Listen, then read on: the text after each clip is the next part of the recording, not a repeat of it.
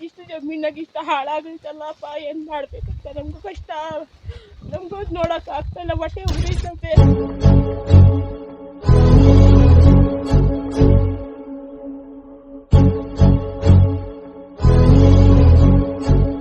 ತುಂಬ ಅಂದರೆ ತುಂಬ ಬೇಜಾರಾಗ್ತಾ ಇದೆ. ನಮಗಂತೂ 2 ದಿವಸದಿಂದ ಊಟ ನಿದ್ದೆ ಏನೂ ಇಲ್ಲ ಸರ್.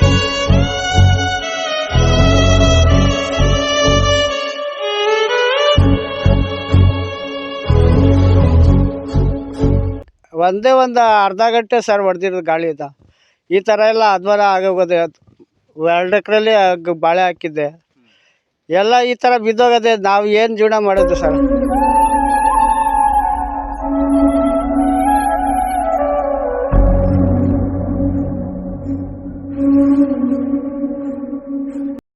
ಮೊನ್ನೆ ಅವತ್ತಿಂದ ಮಳೆ ಬರಲಿಲ್ಲ ಅಂತ ಎಲ್ಲ ತುಂಬ ಕೇಳ್ಕೊತಾ ಇದ್ರು. ಬಟ್ ಮಳೆ ಬಂತು. ಮಳೆ ಬರೋದ್ರ ಜೊತೆಗೆ ಬಿರುಗಾಳಿ ಬಂದು ಒಂದೇ ನೈಟಲ್ಲಿ ಎಷ್ಟೋ ಜನಗಳದ್ದು ಆಸೆ ಕನಸು ಏನಿತ್ತು ಎಲ್ಲನೂ ಬಗ್ನಾಗ್ಬಿಟ್ಟಿದೆ.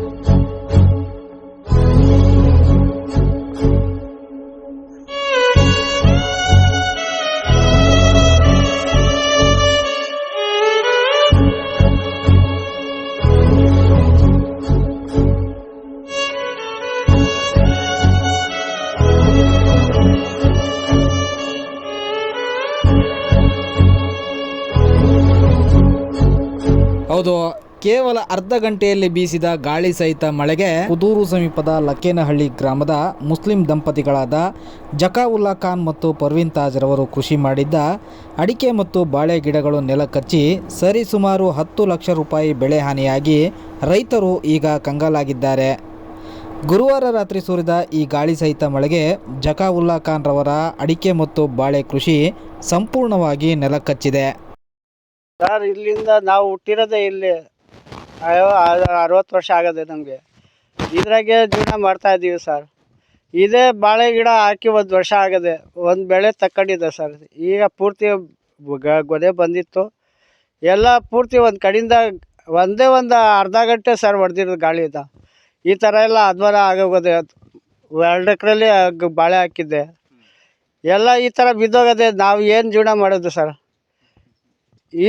ಈ ಥರ ನಾವು ಆಗ್ಬಿಟ್ರೆ ನಾವು ಜೀವನ ಮಾಡೋಕ್ಕೆ ಆಗ್ತಾ ಇಲ್ಲ ಸರ್. ನಮಗೆ ಪೂರ್ತಿ ಅದು 1 ಎಕರೆ ಪೂರ್ತಿ 1 ಎಕರೆ ಅಲ್ಲ, ಪೂರ್ತಿ ಒಂದು ಗಿಡನೂ ಇಲ್ಲ ಸರ್. ಎಲ್ಲ ಆಗಿರೋದೆಲ್ಲ ಬಿದ್ದೋಗಿದೆ. ನಾವು ಜೀವನ ಮಾಡೋದು ಹೆಂಗೆ ಅನ್ನಂಗೆ ಆಗೋಗಿದೆ ಸರ್. ಈಗ ಬಾಳೆ ಗಿಡನೇ ನೆಚ್ಕೊಂಡು ಸಾಲನೂ ಮಾಡಿದ್ದೀವಿ, ಬ್ಯಾಂಕ್ನಾಗ ಸಾಲ ತಗೊಂಡಿದ್ದೀವಿ. ಏನೋ ಇದ್ರಾಗ ಹುಟ್ಟದೆ ತೀರ್ಸೋಣ ಅಂತ ಮಾಡಿದ್ದು. ಯಾವುದು ಈ ಥರ ಆಗೋಗಿದೆ. ನಾವು ಏನು ಥರ ಜೀವನ ಮಾಡೋದೇ ಗೊತ್ತಾಗ್ತಾ ಇಲ್ಲ ಸರ್. ಯಾವ್ಯಾವ ನಿಮ್ಮ ತೋಟಗಾರಿಕೆ ಗಿಡಗಳು ಹಾಳಾಗಿದೆ? ಅಡಿಕೆ ಗಿಡ ಎಲ್ಲ ಹೋಗಿದ್ದೀವಿ ಸರ್. ಅಡಿಕೆ ಗಿಡ 1000 ಗಿಡ ಇತ್ತು. 1000 ಗಿಡದಾಗೆ 500 ಗಿಡ ಎಲ್ಲ ಹೋಗಂಗೆ ಕಾಣ್ತದೆ. ಈಗ ಬಿದ್ದು ಆಲ್ರೆಡಿ 1000 ಗಿಡ ಹೋಗೈತೆ. 1000 ಗಿಡದಾಗೆ ಬೆಳೆ ಬರ್ತದೆ, ಇದ್ದ 1000 ಏನು ಗೊತ್ತಿಲ್ಲ ಸರ್. ಎಲ್ಲ ಉದ್ರೋಗದೆ, ಎಲ್ಲ ಬಗ್ಬಿಟ್ಟದೆ. ಎಲ್ಲ ಬಗ್ಗಿ ಒಂದು ಕಡೆಯಿಂದ ಈ ಮರದಿಂದ 10 ಗಿಡಕ್ಕೆ ಹೋಗಿ ತಗಲೈತೆ ಗಿಡಗಳು. ಅದೇನು ಎದ್ದೇಳ್ತಾವೋ ಇಲ್ವೋ, ಅದು ಪೂರ್ತಿ ಹಾನಿ ಆಗಿಬಿಟ್ಟದೆ ಸರ್. ಎಲ್ಲ ಬುಡ ಒಂದು ಕಡೆಯಿಂದ 1 ಅಡಿ ಬುಡ ಈ ಕಡೆಯಿಂದ ಆ ಕಡೆ ಸೊಡ್ಲಾಗಿ ನಿಂತವೆ ಸರ್. ಆ ಥರ ಆಗಿದೆ. ಈಗ ನಮಗೆ ಜೀವನ ಮಾಡೋಕ್ಕೆ ಅದು ಹೆಂಗೆ ಏನು ಮಾಡಬೇಕಂತ ಗೊತ್ತಾಗ್ತಾ ಇಲ್ಲ ಸರ್. ನಮಗೂ ಭಾಳ ಕಷ್ಟ ಆಗೈತೆ. ನಾವು ಮಕ್ಕಳಿಗೆ ತಗೊಂಡು ನಾವು ಇಷ್ಟು ಕಷ್ಟ ಬಿದ್ದು ಸತ್ತಿದ್ದೀವಿ. ಮನೇನೂ ಇಲ್ಲ ಇರೋಕ್ಕೆ. ಏನಂತ ಮಾಡಬೇಕು ಅಂತ ಗೊತ್ತಾಗ್ತಾ ಇಲ್ಲ. ಏನು ನೀವು ಕಂಡುಬಿಟ್ಟು ಒಂದು ಸ್ವಲ್ಪ ನೋಡಿದರೆ ಆತತೆ. ಇಷ್ಟು ದಿವಸ ನಾವು ನಗ್ತಾ ಇದ್ದೀವಿ, ಓದಾಡ್ತಾ ಇದ್ದೀವಿ. ನಮಗೆ ಯಾರು ಅಂತ ಕಷ್ಟ ಅಂತ ಕೊಡ್ತಾರೆ ಹೇಳಿ ಸರ್? ಲಕ್ಕೇನಹಳ್ಳಿ ಗ್ರಾಮದಲ್ಲಿ ಆಲ್ಮೋಸ್ಟ್ ಆಲ್ 90% ಎಲ್ಲ ಕೃಷಿಕರೇ ಇರೋದು.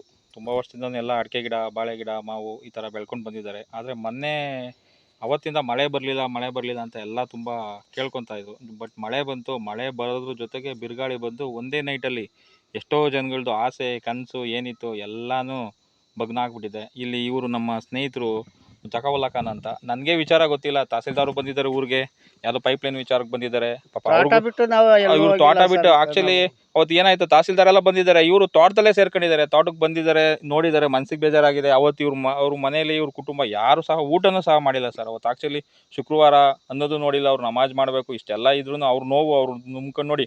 ನಾವು ತೋಟಕ್ಕೆ ನಾನು ಬಂದು ಕೇಳಿದಾಗ ಅವ್ರು ಏನು ಹೇಳ್ತಾರೆ, ನಮ್ಮ ಮನೆ ಬರ ಏನು ಮಾಡೋಕ್ಕಾಗುತ್ತೆ, ರೈತ ಅಂದಮೇಲೆ ಇವೆಲ್ಲ ಅನುಭವಿಸ್ಲೇಬೇಕು, ಯಾರು ಕೊಡ್ತಾರೆ ನಮಗೆ, ಇಷ್ಟೆಲ್ಲ ಆಗಿದೆ ಬಿಡು, ನಮ್ಮ ಅನ್ಪಾಡಿ ಇಟ್ಟಂಗೆ ಆಗೈತೆ ನೋಡಿ. ಅವ್ರ ರೈತ ಅನ್ನೋ ಒಬ್ಬ ಮುಗ್ಧ, ಅವ್ನ ಮನಸ್ಸಲ್ಲಿ ಇದೇ ಬರೋದು, ಏನಾಗಲಿ ನಾವು ಮಾಡ್ತೀವಿ ನೋಡಿ. ಅಷ್ಟೆಲ್ಲ ಆದ್ರೂ ಪಕ್ಕದ ಯಾರ್ದೋ ಬೋರ್ವೆಲಿಂದ ನೀವು ನೋಡಿದ್ರೆ ಈಗ ಅವ್ರು ಪೈಪ್ ಹಾಕ್ಕೊಂಡು ಅವ್ರ ಕುರಿಗಳಿಗೆ ಅವ್ರ ಮೇಕೆಗಳಿಗೆ ನೀರಿಗೋಸ್ಕರ ಅಲ್ಲಿಂದ ಪೈಪ್ ಹಾಕ್ಕೊಂಡು ತೊಟ್ಟಿಗೆ ನೀರು ತುಂಬ್ಕೊತಾ ಇದ್ದಾರೆ. ಕಂಬಗಳು ಸಹ ಇವ್ರ ತೋಟದಲ್ಲಿ ಮುರಿದೋಗಿದೆ. ಆದರೆ ಸರ್ಕಾರದಿಂದ ಅಷ್ಟೋ ಇಷ್ಟೋ ಎಷ್ಟೋ ಬರುತ್ತೆ, ಅದೇನು ಇವ್ರಿಗೆ ಏನಕ್ಕೂ ಅದು ಯೂಸ್ ಆಗೋದಿಲ್ಲ. ಯಾರಾದರೂ ಬೇರೆಯವರು ಪಾಪ ಯಾರಾದರೂ ಯಾರೋ ಇರೋವಂಥವ್ರು ಇವ್ರಿಗೇನಾದರೂ ಪಾಪ ಒಂದು ಆರ್ಥಿಕವಾಗಿ ಬೆಂಬಲ ಕೊಟ್ಟರೆ, ಸಹಾಯ ಮಾಡಿದ್ರೆ ಇವ್ರ ಕುಟುಂಬಕ್ಕೆ ತುಂಬ ಅನುಕೂಲ ಆಗುತ್ತೆ. ಸರ್, ಇವರು ಅಡಿಕೆ ತೋಟ ಬಂದು ಅವತ್ತು ನೈಟು ಗಾಳಿ ಬಂದಿದೆಯಲ್ವಾ, ನಮ್ಮೂರಲ್ಲಿ ಎಲ್ಲರದು ಆಲ್ಮೋಸ್ಟ್ ಅಲ್ಲಿ ಅಡಿಕೆ ತೋಟ ಇದೆ. ಈಗ ಎಲ್ಲರ ತೋಟದಲ್ಲೂ 4 ಮರ 5 ಮರ ಈ ಥರ ಡ್ಯಾಮೇಜ್ ಆಗಿದೆ. ಆದರೆ ನಮ್ಮ ಸ್ನೇಹಿತರು ಜಕಾವುಲ್ಲಾ ಖಾನ್ ಅವ್ರ ತೋಟದಲ್ಲಿ ಒಂದು 60ರಿಂದ 70 ಮರ ಬಿದ್ದೋಗ್ಬಿಟ್ಟಿದೆ. ಅದು ಹೆಂಗೆ ಅಂತಂದರೆ ಗಾಳಿ ಬೀಸಿದೆ, ಗಾಳಿ ಬೀಸಿ ಕೆಲವೊಂದು ಮರಗಳು ಈಗ ಒಂದು 70 ಮರ ಬಿದ್ದಿದೆ. ಇನ್ನು ಮಿಕ್ಕಿದ ಮರಗಳು ನೋಡಿ ಈ ಥರ ಬಗ್ಗಿದೆಯಲ್ಲ, ಈ ಥರ ಬಗ್ಗಿದೆ.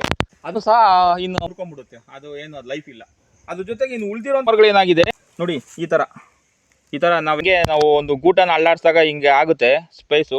ಆ ಥರ ಪ್ರತಿ ಅಡಿಕೆ ಮರನೂ ಚೆಕ್ ಮಾಡಿ ನೋಡಿ, ಈ ಗಿಡನೂ ಚೆಕ್ ಮಾಡಿ ನೋಡಿ, ಈ ಗಿಡನೂ ಅಷ್ಟೇ ಆ ಥರ ಇದಾಗಿದೆ ನೋಡಿ.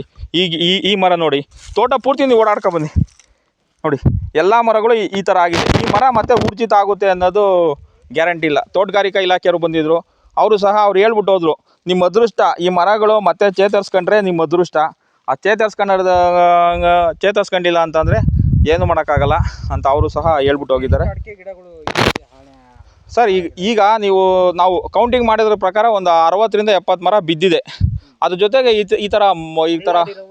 ಈ ಥರ ವಾಲ್ ಇದೆಯಲ್ಲ, ಅವೊಂದು 80ರಿಂದ 100 ಮರ ಈ ಥರ ವಾಲ್ ಇದೆ. ಅದು ಬಿಟ್ಟು ತೋಟ ಪೂರ್ತಿ ಅಲ್ಲಾಡಿದೆ ಸರ್. ನೀವು ನೋಡ್ಕೊಂಬನ್ನಿ, ಪ್ರತಿಯೊಂದು ಮರನೂ ಅಲ್ಲಾಡಿದೆ. ಒಂದು ಮರ 2 ಮರ ಅಂತ ಅಲ್ಲ, ಪ್ರತಿಯೊಂದು ತೋಟ ಪೂರ್ತಿ ಏನು 1200ರಿಂದ 1500 ಗಿಡ ಇದೆ. ಸೊ ತೋಟ ಪೂರ್ತಿ ಅಲ್ಲಾಡಿದೆ. ಅಂದರೆ ಇದರಲ್ಲಿ 1200 ಗಿಡ ಹಳೆ ಗಿಡ ಇದೆ, ಇನ್ನೊಂದು 300 ಗಿಡ ಹೊಸ್ದಾಗಿ ಬಂದಿರೋ ಆ ಕಡೆ ಇದೆಯಲ್ಲ, ಆ ಥರ ಹಳೆ ಹೊಸ ಗಿಡಗಳಿದೆ. ಆದರೆ ಏನು ಅಂತಂದರೆ ಇವರು ಕನಸು ಒಂದೇ ಒಂದು ರಾತ್ರಿ, ಇವತ್ತು ನೈಟ್ ಮನ್ಗಿದ್ದಾರೆ, ಗಾಳಿ ಬಂದಿದೆ, ಮಳೆ ಬಂದಿದೆ, ಎಲ್ಲರ ತೋಟಗಳಲ್ಲೂ ಬಂದಿರುತ್ತಲ್ವ, ನಮ್ಮದು ಹಂಗೆ ಇರುತ್ತೆ ಅಂತ ಅವ್ರು ತಿಳ್ಕೊಂಡಿದ್ದಾರೆ. ಬೆಳಗ್ಗೆ ಬಂದು ಈ ತೋಟ ನೋಡಿದಾಗ ಅವ್ರಿಗೆ ಇಲ್ಲೇ ಆಲ್ಟ್ ಆಗಿಬಿಟ್ಟಿದ್ದಾರೆ. ಅವತ್ತು ಒಂದು ದಿವಸ ಅವ್ರ ಮನೆ ಫ್ಯಾಮಿಲಿಯವರು ಮಕ್ಕಳು ಕೆಲಸಕ್ಕೂ ಹೋಗಿಲ್ಲ, ಏನಿಲ್ಲ, ಊರೊಳಗೆ ಬಂದಿಲ್ಲ. ಅವ್ರ ದುಃಖ ಹೇಳ್ಕೊಂಡೇ ಇಲ್ಲ ಯಾರ ಹತ್ರನೂ. ಯಾರೋ ನಮ್ಮಂಥ ಸ್ನೇಹಿತರು ಹೊರಗಡೆ ಬಂದು, ನೋಡಪ್ಪ ಜಕಾವುಲ್ಲಾ ಖಾನ್ ಅವ್ರ ತೋಟದಲ್ಲಿ ಟ್ರಾನ್ಸ್ಫಾರ್ಮರ್ ಬಿದ್ದೋಗಿದೆ, ಲೈಟ್ ಕಂಬಗಳು ಬಿದ್ದೋಗಿದೆ, ಮತ್ತು ಈ ಥರ ಆಗಿದೆ, 40-50 ಮರ ಬಿದ್ದೋಗ್ಬಿಟ್ಟಿದೆ ಅಂದಾಗ ಜನಗಳಿಗೆ ಗೊತ್ತಾಗಿದೆ. ನಾನು ಬೆಳಗಿಂದ ಸ್ಕೂಲ್ ಹತ್ರ ಎಲ್ಲ ಪ್ರಾಬ್ಲಮ್ ಆಗಿತ್ತು, ಅವ್ರಿಗೆಲ್ಲ ಇನ್ಫಾರ್ಮೇಷನ್ ಕೊಡ್ತಾಯಿದ್ದೆ, ಅವ್ರನ್ನೆಲ್ಲ ಕರ್ಸೋಕ್ಕೆಲ್ಲ ಅಲ್ಲಿ ವ್ಯವಸ್ಥೆ ಮಾಡ್ತಾಯಿದ್ದೀವಿ. ಅವತ್ತು ಸಹ ನಮ್ಮ ತಹಸೀಲ್ದಾರ್ ಒಂದು ಟೀಮೇ ನಮ್ಮ ಲೆಕ್ಕನಹಳ್ಳಿಗೆ ಬಂದಿದೆ. ಬಟ್ ಅವ್ರಿಗೆ ತಿಳಿಸೋದಕ್ಕೂ ನಮಗೆ ಗೊತ್ತಿಲ್ಲ, ಇವರು ಊರೊಳಗರಿಗೆ ಸಹ ಬಂದಿಲ್ಲ. ಇವರು ಸಂಸಾರ ಪೂರ್ತಿ ಇಲ್ಲೇ, ಅವ್ರು ಬೇಜಾರಾಗ್ಬಿಟ್ಟಿದೆ, ಮುಂದೆ ಜೀವನ ಹೆಂಗೆ ಏನು ಎತ್ತಾನ ಬೇಜಾರಾಗಿ ಇಲ್ಲೇ ತೋಟದಲ್ಲಿ ಸೇರ್ಕೊಂಡ್ಬಿಟ್ಟಿದ್ದಾರೆ. ತಹಸೀಲ್ದಾರೆಲ್ಲ ಹೋದಾದ್ಮೇಲೆ ಗೊತ್ತಾಗ್ತಾ ಇದೆ, ಈ ಥರ ಆಗಿದೆ ಅಂತ ಅಂದಾಗ ನಾವು ಈ ತೋಟಕ್ಕೆ ಬಂದು ನೋಡಿದಾಗ ನೋಡಿ ಇವ್ರು ಇಲ್ಲೇ ಇದ್ದರು.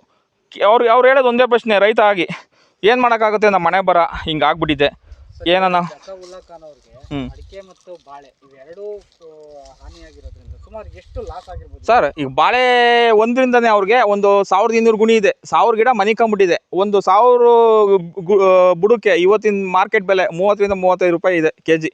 ಒಂದು ಗೊನೆ ಲೆಕ್ಕಾಚಾರ 10 kg ಅಂತ ತೊಗೊಂಡ್ರು 3ರಿಂದ 5 ಲಕ್ಷ ರೂಪಾಯಿ ಅವ್ರಿಗೆ ಬಾಳೆಗೆ. ಅವ್ರು ಇವತ್ತು ಲಾಸ್ ಆಗಿದೆ. ಯಾವ ಬಾಳೆಕಾಯಿ ವ್ಯಾಪಾರಿ ನೀವು ಕರ್ಕೊಂಬಂದು ಲೆಕ್ಕಾಚಾರ ಮಾಡಿದ್ರು ಅಷ್ಟೇ, ಒಬ್ಬ ರೈತನ ಕರ್ಕೊಂಬಂದು ಲೆಕ್ಕಾಚಾರ ಮಾಡಿದ್ರು ಅಷ್ಟೇ, ಯಾರೇ ಬಂದು ಲೆಕ್ಕಾಚಾರ ಮಾಡಿದ್ರು 3ರಿಂದ 5 ಲಕ್ಷ ರೂಪಾಯಿ ಬಾಳೆನಲ್ಲಿ ಅವರಿಗೆ ಲಾಸ್ ಆಗಿದೆ. ಇನ್ನು ಅಡಿಕೆ ಇದೆಯಲ್ಲ ಸರ್, ಇದಕ್ಕೆ ನಾನಲ್ಲ ಸರ್, ಯಾರೂ ಬೆಲೆ ಕಟ್ಟೋಕ್ಕಾಗಲ್ಲ. ಯಾಕೆಂದರೆ ಈಗ ಅಟ್ ಪ್ರೆಸೆಂಟ್ ಒಂದು 50-60 ಮರ ಬಿದ್ದಿದೆ, ಜೊತೆಗೆ ಇನ್ನೂ ಒಂದು 70-80 ಮರ ವಾಲಿದೆ, ಜೊತೆಗೆ ತೋಟ ಪೂರ್ತಿ ಈ ಥರ ಅಲ್ಲಾಡಿದೆ. ಓಕೆನಾ?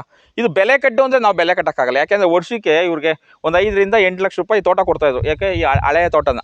ಅದಾದಮೇಲೆ ಇನ್ನು ಹೊಸ ತೋಟ ಇದೆ, ಎಲ್ಲ ಪೂರ್ತಿ ಲೆಕ್ಕ ಹಾಕೊಂಡ್ರೆ ಅವ್ರು ವರ್ಷಕ್ಕೆ ಒಂದು 10ರಿಂದ 15 ಲಕ್ಷ ರೂಪಾಯಿ ತೋಟ. ಈ ಹೊಸ ಬೆಳೆ ಎಲ್ಲ ಬಂದಮೇಲೆ ಇವರು ನಾರ್ಮಲಾಗಿ ಒಬ್ಬ ವ್ಯಾಪಾರಿ ಒಂದು ಬೆಲೆ ಕಟ್ಟುವಂಥದ್ದು. ಸೊ ಈ ಥರ ಆಗಿದೆ. ಮುಂದೆ ಇವ್ರ ತೋಟ ಚೇತರಿಸ್ಕೊಂಡ್ರೆ ಏನೋ ದೇವ್ರ ದಯೆಯಿಂದ ಚೇತರಿಸ್ಕೊಂಡ್ರೆ ಪರವಾಗಿಲ್ಲ. ಆದರೆ ತೋಟಗಾರಿಕೆ ಇಲಾಖೆಯವ್ರು ಹೇಳಿರೋದೇನು ಅಂದರೆ, ಡೌಟ್ ಇದೆ, ಬೇರೆಲ್ಲ ಅಲ್ಲಾಡಿರುತ್ತೆ, ಇವು ವಾಲಿರೋಂಥ ಮರಗಳು ಯಾವಾಗ ಮುರ್ಕೊಳುತ್ತೆ ಅನ್ನೋದು ಗೊತ್ತಿಲ್ಲ. ಈಗ ಆಲ್ರೆಡಿ ಮೊನ್ನೆ ಎಲ್ಲ ಇವರು ಅಲ್ಲಿ ಟ್ರಾನ್ಸ್ಫಾರ್ಮ್ ಎಲ್ಲ ಬಿದ್ದೋಗಿದೆ, ಅಲ್ಲಿಗೆ ಗಾಡಿ ಹೋಗೋದಕ್ಕೆ ಇದು ಲೈನ್ ಕ್ಲಿಯರ್ ಮಾಡಿಕೊಡ್ಬೇಕಲ್ಲ ಜಾಗನ.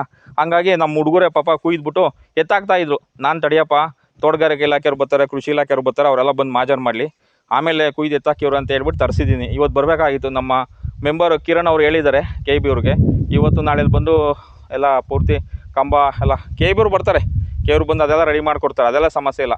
ಸಮಸ್ಯೆ ಏನು ಅಂದರೆ ಇವ್ರ ಮುಂದಿನ ಜೀವನ. ಅವ್ರು ನೋಡಿ, ಅವ್ರ ಮಗ ಬಂದಿದ್ದಾರೆ, ನಮ್ಮ ಕಲೀಮ್ ಅಂತ ಅವ್ರ ಮಗ, ಅವನು ಸಹ ಒಂದು ಫ್ಯಾಕ್ಟ್ರಿ ಕೆಲಸಕ್ಕೆ ಹೋಗ್ತಾನೆ. ಮಾತಾಡಪ್ಪ ನೀನು, ನಿಮ್ಮ ಕಷ್ಟ ಅವ್ರು ಮಾತು. ಸರ್ ಇದು ಏನು ಹೇಳಬೇಕು ಅಂತಲೇ ಗೊತ್ತಾಗ್ತಿಲ್ಲ. ತುಂಬ ತುಂಬ ತುಂಬ ಅಂದರೆ ತುಂಬ ಬೇಜಾರಾಗ್ತಾಯಿದೆ. ನಮಗಂತೂ 2 ದಿವಸದಿಂದ ಊಟ ನಿದ್ದೆ ಏನೂ ಇಲ್ಲ ಸರ್. ತುಂಬ ಇಲ್ಲಿ ನಾವು ಚಿಕ್ಕ ವಯಸ್ಸಿಂದನೂ ಗಿಡ ಬೆಳೆಸ್ಬೇಕು ಅಂದರೆ ಭಾರಿ ಕಷ್ಟಪಟ್ಟಿದ್ದೀವಿ. ಇದನ್ನೇ ನಂಬ್ಕೊಂಡಿದ್ದು ನಾವು, ಇದರಿಂದನೇ ಜೀವನ ಅಂದ್ಕೊಂಡಿದ್ದು. ಬಟ್ ಈ ಥರ ಒಂದೇ ದಿವಸದಲ್ಲಿ ಈ ಥರ ಆಗಿರೋದು ತುಂಬ ಕಷ್ಟ ಅಂದರೆ ಕಷ್ಟ ಆಗ್ತಾಯಿದೆ ಸರ್.